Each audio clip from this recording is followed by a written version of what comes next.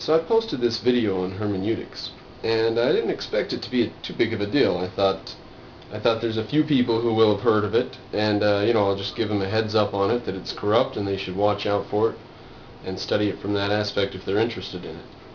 And I got a huge response. Just within a couple of days of putting it up, there's been hundreds of views on the video, which is unusual for my videos because they're so dull and boring. They're just me talking. And so that's unusual. These 6 video responses that were posted were all disagreeing with me, we could say.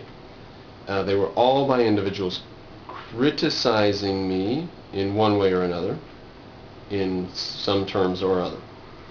And I just thought, this is a total indication, absolute indication of the state of the universities today and the state of philosophy and the culture today. Because I thought all of these individuals that are replying to me and saying, oh, you're an idiot, hermeneutics is valid, and whatever, their education has come from the state system. Some of them might have gone to private school, but the state sets the standards and sets the bar. So even if you've gone to a private school, you've had what I would consider in America public education, in the sense that I'm talking right now, in the sense of the general epistemological approach of education today, public and private. And it comes from Harvard and Yale, which are private. Those are the sources, the original sources, decades and decades ago. Those are the sources of the ideas that have corrupted the system and are corrupting it still today. Those are still the sources of the newest, corruptest ideas. Harvard and Yale, and the UC system, University of California system, and how many other places you can name. Any Ivy League college is in on it. So I thought this systematic corruption is interesting. I thought an individual like Zorio, for example, could not come into existence if the person were an autodidact, were to study on their own, become, as it were, self-educated.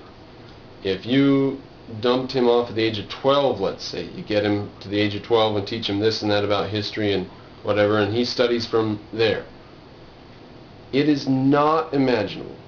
The chances are astronomically small that he would study the exact things and actually believe them and become indoctrinated in them to become as corrupt as he is today.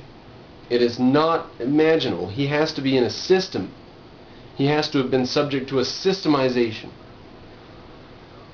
And this is generally true of the responses I've gotten. They believe things without any foundation. They believe things on the grandest leaps of faith and then criticize me for claiming objectivity. I mean, they live in Alice in Wonderland, upside down. Their heads are upside down. It's a bizarre situation. And their educational outlook, the beliefs they hold, could not have all been assembled without systematic, long-term planned corruption. Not that people know that it's corrupt. The people actually sometimes believe that they're doing right. Like Ralph Nader runs around bringing government control into the economy. He believes he's doing the good thing. He's dedicated his life to it. So the people who got our school system started, and most of the people who come along and contribute theories to try to fix this or that or explain this or that, think they're doing the right thing. So I'm not saying that they're corrupt, evil men. I'm saying their ideas are corrupt and evil, and therefore, you have to judge the individual on their actions. But they didn't know that they were bringing about a system of destruction. They didn't know that. They thought they were bringing about their own values, which they were. They just don't know that altruism is evil. So all of these individuals are subject to this. All of these people who have responded to my hermeneutics video so far, the video responses, have been very uniform in their opinion. They are skeptical. They're very rapidly skeptical. They believe, how can you make an objective judgment? Who are you to say, and how could you know, and various lines of thinking of that kind. And here's a strange one. Objectivists will get a howling kick out of this. I laughed at this one. I said Immanuel Kant was corrupt and he's the source of subjectivism. And this individual, in one of the video responses, he said, how could you say that? Immanuel Kant, how could you say you're an objectivist and yet you despise Kant? How could that be? He said Immanuel Kant believed in, his philosophy was about things in themselves, ultimate objectivity. How could you reject his philosophy? So he just thought that was strange. So those of you who know that Kant, his whole system and his whole gimmick rests on an assumption you have to take on faith, you know he's not rational. So, and he's not talking about things in themselves, because how could he know things in themselves? His whole point is that you don't know things in themselves.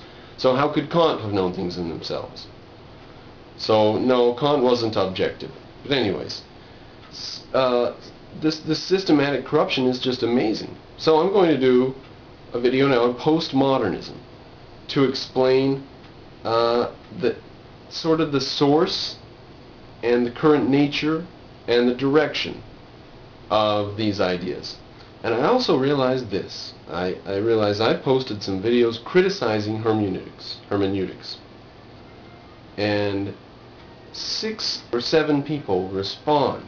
All the responses were criticizing me. How many voices are there out there on these subjects? These are important subjects. Men like Zorio are going to get college degrees and publish things that people will read and, be viewed as influential or whatever. If he does. I don't know if he'll get a degree. But somebody like him who believes in hermeneutics, who believes in sociology, who believes that Kant is objective. Somebody out there is going to get in a position of power. I mean, there's lots of them in positions of power already who believe in Kant and hermeneutics and which not. So I'm saying, who's fighting that? Because I put up a video talking about the corruption, just to put up a little orange flag and warn people about it. And 7 people attacked me within 2 days rapidly. Now, who else is fighting for it?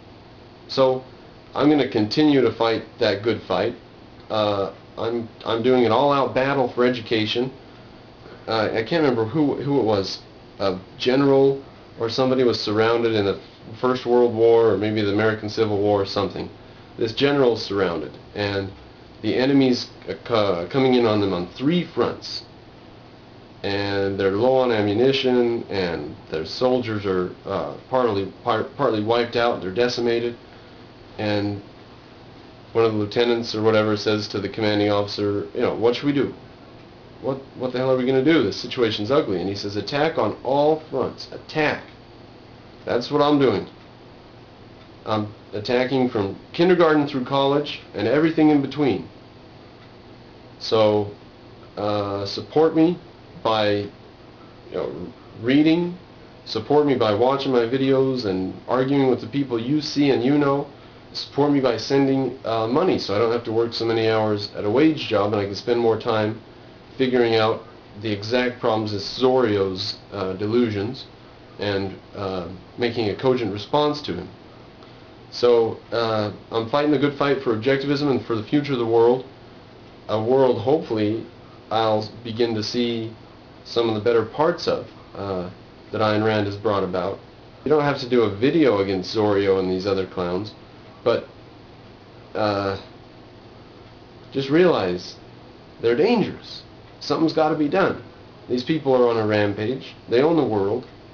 Altruism's run amok, and it's the future unless we change it. And with that, watch for the upcoming series on postmodernism.